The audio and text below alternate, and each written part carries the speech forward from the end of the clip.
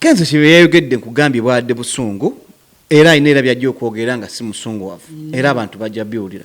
I'm not a judge okusalirawo Kenzo Kenzo yabadde mutuufu ate era sobola kugamba nti Bobi Wine naye mukyamu ku kino.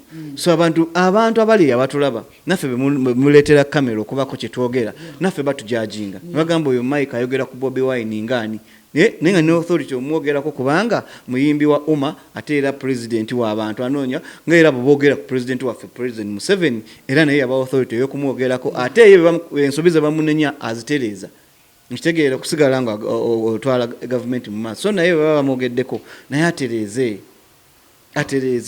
Okay.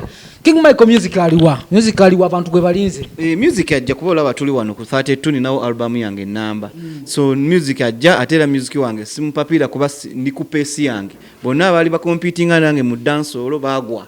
Okitegeera tewala inawo dance olo kati mbulirani. Kyogera ngate guyogamba ndi ku pace yange. Ndi ku pace yange lwansonga nti abaana bagezaako okuntwala speed. Audio EDDY kubanja. Manjira ndeta bagambye sigenda leta luyimba lumu ngenda leta album. Omuntu bwe njogera ku album abakitegeera. Tebanga litumaze nga tuli mu covid tuli waka nzimbadde mu studio album yange ejja. Nyimba 10 tuze towulira nyimba mu motoka mwezi linzi wulira liyo n'abamawulira baga lwaki nyimba ozewulirako weka mu motoka naye nga nkitegeera nti nze nziwulira nzinyumirwa era time ojja kutuuka nzibateere. Obugambo obusemba King Michael ku Telefine roundabout. Obugambo wange obusemba mwebale nnyo mubale ddala okuba nti mubeera ku Telefine TV ya Ssaabasajja Kabaka ate era obugambo era bwe bagamba abavubuka temwekalakaasa abavubuka mulekera ogendera mu maasi nti ono akoze kino ne muyiika eri ne muyiika eno abavubuka mwetereeze buli kimu kigenda kuba kirungi nnyo kijja kutereera as long as tugoberedde amateeka nga bwe galina otambula buli alina kyayagala Katonda ajja kimutuusaako naye nga mukkakkamu. Yamala emyezi 3 e Cote d'Ivoire tetwabeerawo n'alaajana nnyo okukomawo kakati ata avaayo atya n'agamba nti awo yaba Uganda agivaamu naye nakyo nja kitwalanga biri ebirala ye era enkyaja tuga nti awo nabalimba because mwe kimu kyaga nti nawanera yatugambyeko dda nti yatulimba naye nga ye eyo rant is just what we call a relevance seeking rant. I'm happy for him on that front. It's your relevance and BBS number to see a food and song. Yes. Okay. Eddie, that's why I'm concerned. Bobi Wine mubutufu yetaga Eddie Kenzo. Can Bobi Wine stand without Edddy Kenzo? So what do you mean nga tamulina oba simulina oba mulina I can stand. Chetagisa Bobi Wine ngatalina Eddie Kenzo so mulina. I think because Eddie Kenzo alaga like yekamala byonna. Njakudda mu bwenti.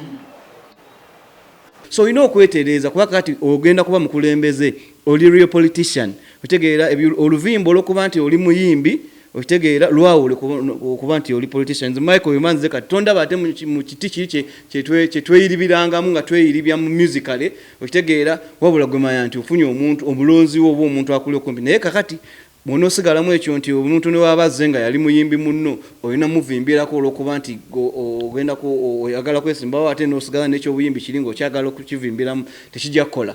So olondako kimu manye nti bano bayimbi bannange buli bululu obwetaaga nafa otwetaaga bayimbi kitegeera olaba wabayisa bayimbi bavaayo ovaayo.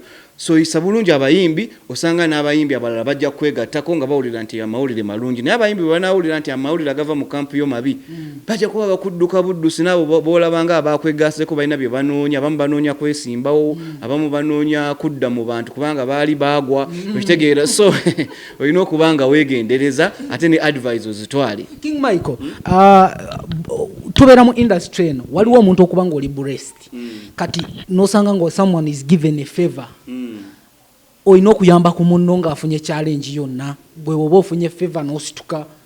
Lwaki nedda tulina okweyamba okweyambira ddala. Ebirisa kimuluma nti kwe kubanga ali Ivory Coast ng'ali mu buluma obw'ekitalo Bobi Wine yavaayo omuyamba ng'ate ye yamubeererawo ng'amuyimbirako ne ku nnyimba ate kyatamulagidde naye ng'amubeerawo omulaga nti ali ku sayidi ye. ati kati ekyo kyamuluma Edirisa nga Edirisa nga ye baga nti yayirawo oli omubiri okitegeera n'atabaako kyamukolera wadde okumuyambako ekyo kiruma ye nga Eddie kubanga nage buli omu alina engeri gy'awuliramu obulumi mu ngeri ye nga naffe abantu abayimbi abali side zeno olumu owulira abantu balajana baga twakola kino na kino tetuyambiddwa so kiva eri oli okitegeera bwamanya nti oli worth it okitegedde kati bwagamba nti Edirisa tebamuyamba ng'ali Ivory Coast so omuntu omulala kisobola omutuukako nga tesi Edirisa so baba bategedde ensobi eyo nti omulala bw'anaafuna problem tujja genda tukole ki tumuyambe so kyensaba nti bamu advising Bobi Wine ntegeera abeerenge bya music asooka abize ebbali ategeere mbu atwetaaga yeetaaga abantu bonna kati ng'oggyeko mbu ono mwetaaga ku kino ono simwetaaga yeetaaga abantu bonna agenda okuba nti atuuka gy'alaga nga talina nnyo kyo misanvu egyo giri awo okitegeera bantu bamwegatteko bantu baleke kulowooza nti buli ayogera ku Bobi Wine bajja muvuma bajja mukola ki abantu balina views abwe ate nga batuufu ate nga oli yeetaaga abantu yeetaaga kalulu. Okay, togere ku Ronald Mayinja okuddayo ne yeetondera abasajja gogamba what is your take about this? Was it a right decision? Eno gyabadde tewabadde mirembe Mike ngo atulaba oli fine ngate gwe kibina okyakirimu teri kibiina kitalina mirerembe teri kibiina kitalina mizozombe ne consistency nakyo kimatalinga nti nze kati Michael ndi awo nange siri awo nti ndi bulungi nnyo mu NRM na at least nguma naffe tulina emitawaana gyaffe no mu NRM naye tulwanira mulinga aba NRM ne tusigala nga akiteredde bitateredde ntumanya nti bijja kutereera naye omuntu okuba nti leero ali eno enkyagweri leero ali eno enkyagweri omuntu oyo ne baba zeeri mulina omuteekako eriiso George ne mumwegendereza